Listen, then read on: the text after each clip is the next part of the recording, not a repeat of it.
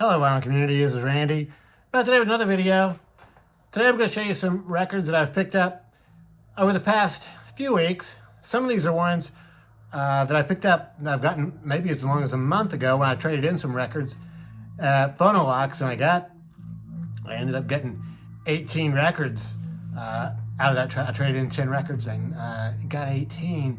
And so, yes, I'm still showing some of those. A couple of these I've gotten since then too. So what we're hearing in the background right now is this Flavor Crystals record. Flavor Crystals, Gone 6. This is a band that is from Minneapolis, Minnesota. Cool. Pretty cool artwork. I like that photographic effect. The front and back of it looks good too. This is a 2-record set, and sort of you can sort of hear what this sounds like.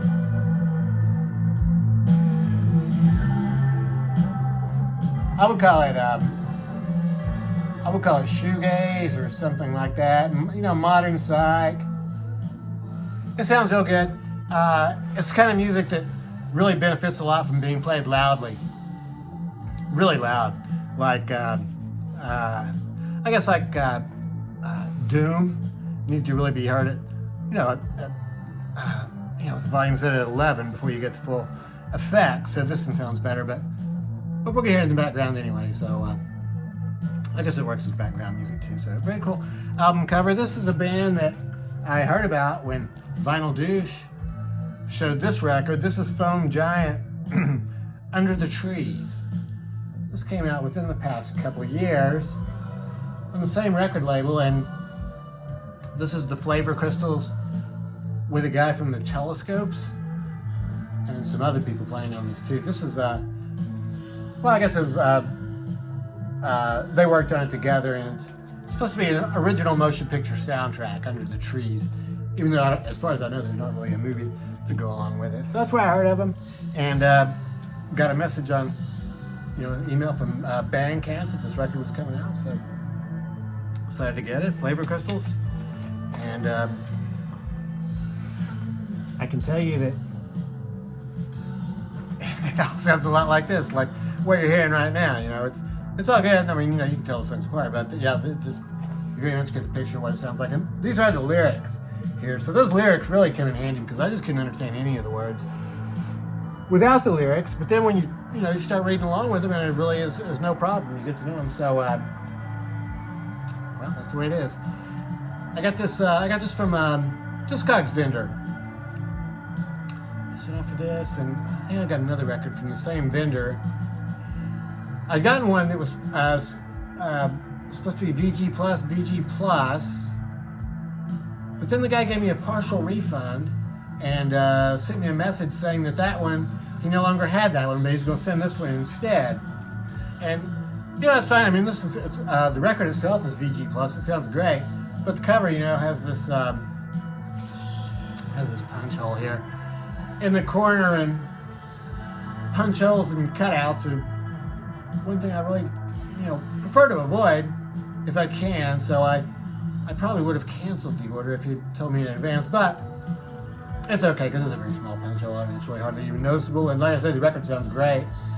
And this is a fantastic record. This is Love's 4th album, but Arthur Lee has put together a whole new band for this one. Arthur Lee is the only original member, and these guys are all different from the first 3 albums. This one rocks. I like this one a lot. They got a really good guitar player on here. His name is Jay Donnellan. Jay Donnellan. He shreds. I have that expanded version of Forever Changes, and it has some extras on there. And there's one of them where it's like some studio work, and you can hear like the first guitar player, I guess, doing playing a lead, and then you hear somebody saying to him, "You got to blow." And I'm pretty sure it's Arthur Lee saying to his former lead guitar player, "You got to blow." I guess the guy was not blowing enough on his guitar, so he got a new guitar player. And so I think it worked out well. This has really become my favorite Love album. This is fantastic. I like all their albums. I like all the ones I've heard. So, yeah, really good back cover on that one too, I think. So like some rainbow type stuff. And it came with this cool Electra sleeve. Standard Electra label, I think. 1969 for that one. I mentioned I've been listening to some, Americana type music, or, Graham Parsons called it cosmic country. I think that, what is this guy's name? Gene Clark. Gene Clark, I think would really fall into that same category of cosmic country. They're very similar. I mean, they both were members of the Byrds. They both do this country western thing. This is a record that, I got this record used, but the shrink was still on it, so I haven't taken it off. So as you can see, this is the first pressing, numbered, limited edition. So tells the whole story of it. Here, it's got a lot of special guests on here, like Jeff Baxter, Emmylou Harris, Douglas Dillard. So a lot of good players. So yeah, Gene Clark was originally a member of the Byrds, and he had some solo records in the late 60s. I think this came out in about 74 or so. Well, I guess it didn't come out. I guess he recorded it, but evidently it didn't get pressed. So it comes with this extensive booklet, 2 sides to every story. This is a follow-up to his record. I think his best-known record was one that was called, I don't know exactly what this means. It says here, an essential gem from the legendary Gene Clark, long out of print, first time on vinyl in 35 years. So it must have been on vinyl 35 years ago. But there was another record that he had that was called No Other. No Other, which is, I think, supposed to be his greatest album. This is the follow-up to that. So, it comes with these extensive liner notes, good pictures. Tells all about the whole recording process and what he was going through at this time. His wife had just left him from his ranch there in Mendocino County, and she'd moved to Hawaii. It looks like either she hadn't moved yet or his kids were there visiting, because there's this kid there in the picture. That's Kai, our vinyl community friend, JT's Record Room is in a band with Kai, and he's talked about this album cover. Oh, no, it's a different album where has this on the cover, and that's his toy top there on the thing. So there's another good picture of Gene. So yeah, this is really good. I think these are mostly all songs that he wrote himself, and sort of has, I would call it a country western feel. I tell you, there's a couple of songs on here that are really, oh yeah, Sister Moon, the first song on side 2. Fantastic. That was one that JT suggested to me. Really, I agree. Fantastic song. And also the one, yeah, Give My Love to Marie. It's fantastic. So, yeah, really good. So yeah, sort of a change of pace for me, but it's good to listen to something different every once in a while. And I'm a big Byrds fan, so it makes sense that I would have Gene Clark in my collection. I guess he got signed to RSO Records, and it tells a story in there about how he met with Robert Stigwood, I think, and some other people from the label at a bar there, I think in Mendocino County or somewhere. Got this Charlie Parker record. This is Byrd in Kansas City. These are some really rough, primitive recordings of Byrd from as early as 1941. Oh, I don't think it was 1941. 1944, I think, to 51.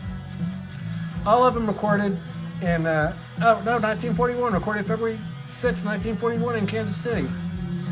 Oh yeah, these last 2 tracks on here, Margie and I'm Getting Sentimental Over You, are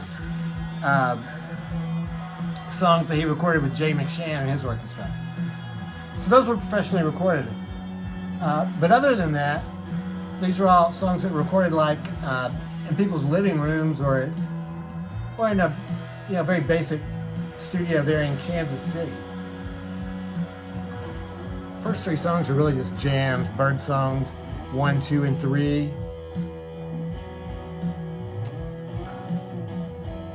And really all it is a bass player just sort of playing one chord and Bird just jamming over that. Then there's a really cool version of Cherokee and Body and Soul.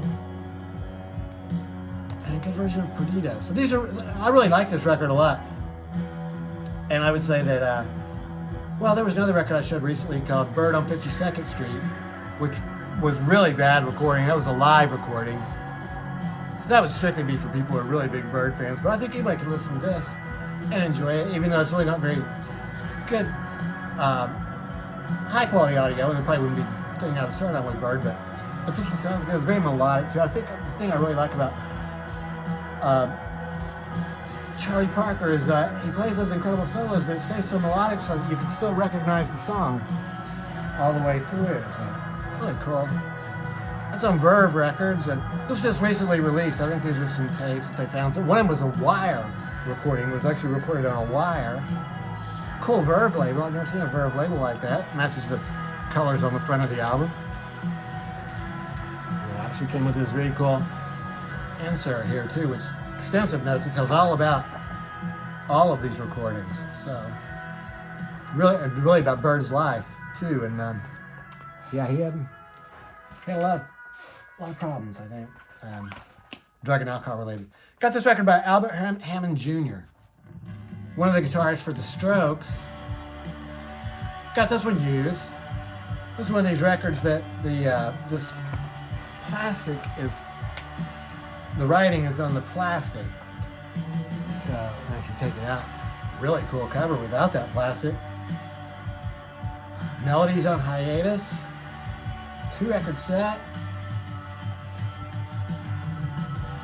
Albert Hammond Jr. He has like a 3-piece band. They've been playing for a long time, and I have a couple other CDs. The first one is called Yours to Keep.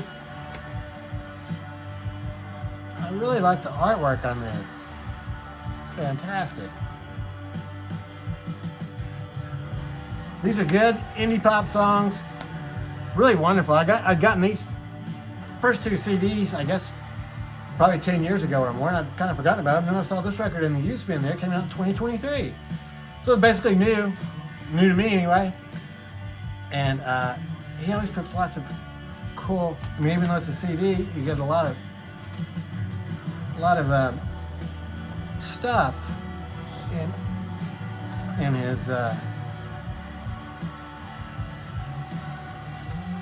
his products. Yeah. So anyway, that's an old one. That's about 10 years ago or something. So this is the new album, and I would describe it as indie rock and just really wonderful. It's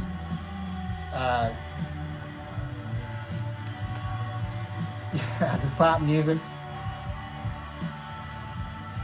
Albert Hammond Jr. Melodies on Hiatus. These are the lyrics. Here's a basic insert here. Really worth really good photos. And here's a couple of other.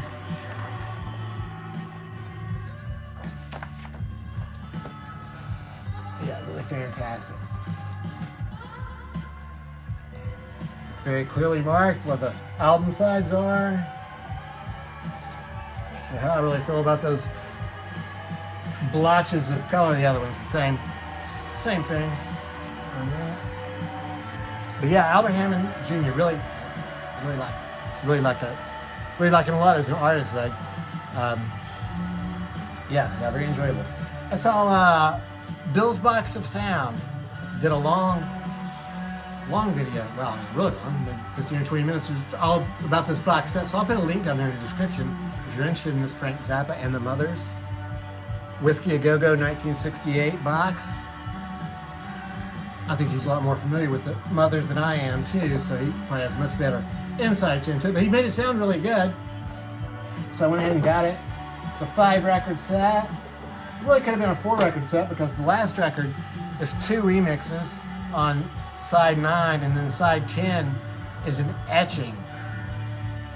But anyway, they decided to make it 5 records. So there's the cover again.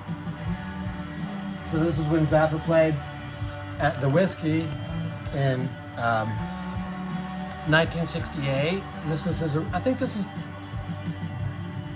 the original lineup of the Mothers, or at least some of the original members. And the original singer, according to these notes that I've read in here. And I tell you, I just really started listening to Zappa myself in the past year or so. Come to this slip mat.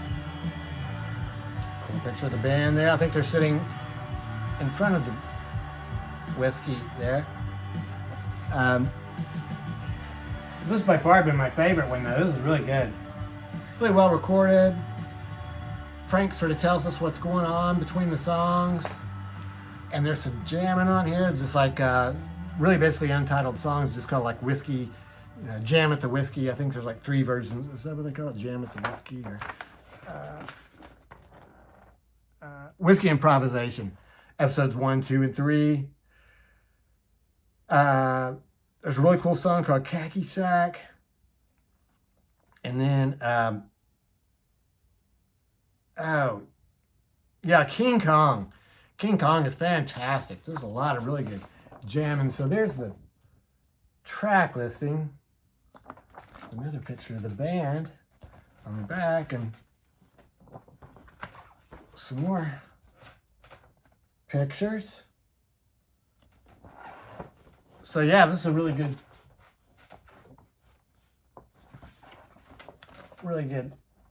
package. Very happy about that one. Let me, I'll just turn this over real quick.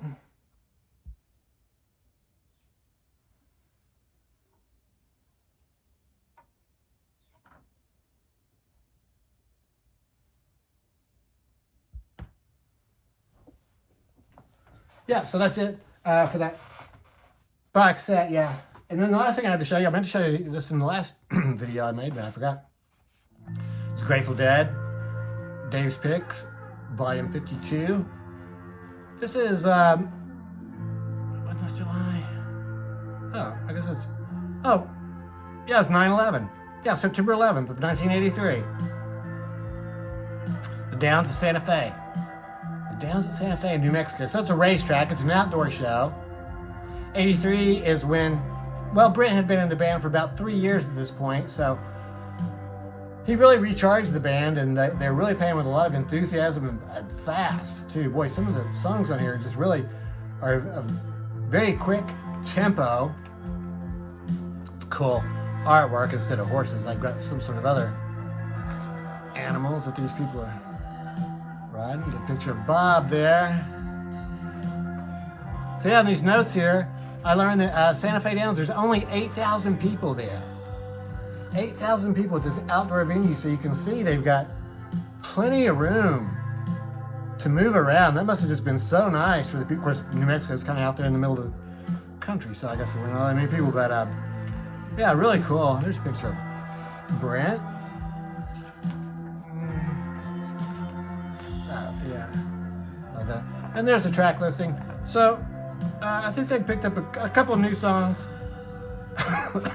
that they weren't doing when Don and Keith were in the band. So Alabama Getaway would be one newer one. This is really cool too because this has Might As Well Travel the Elegant Way. So yeah, really fantastic. Has these 2 newspaper clippings are very complimentary about the show. A lot of times in these Dave's Picks, they find newspaper clippings that are really not necessarily that strongly in favor of the band. There's Jay, 1983. I guess it rained. So this is the second day of the show, 9/11. I'll tell you the best part. I think the best part of this, though, is they put, from the day before on September 10th, they put Cumberland Blues, which is that song I was talking about, really fast. With them playing in the band in China Doll, that is just absolutely fantastic. Playing in the band, and then China Doll. China Doll's a song I've really been exploring more lately. Pick up your China Doll. It's only fractured, just a little nervous from the fall. Fantastic words. Yep. So, that's it. Grateful Dead in New Mexico.